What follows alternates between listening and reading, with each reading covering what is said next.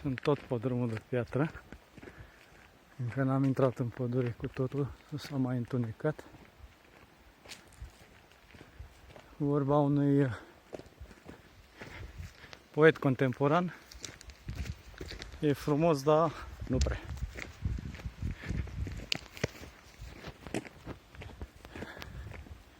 Sunt curios unde începe urcușul prin pădure, efectiv.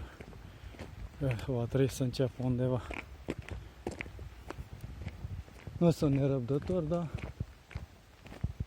curios sunt. Mamă, ce peisaj pe aici. Hai că poate merg și o iau aere. Mă trezesc pe la... ajung în Himalaya. În loc să ajung pe Gugu. Țineți aproape.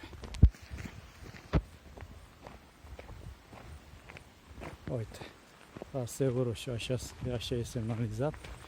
Deci, îi dăm bine până acum.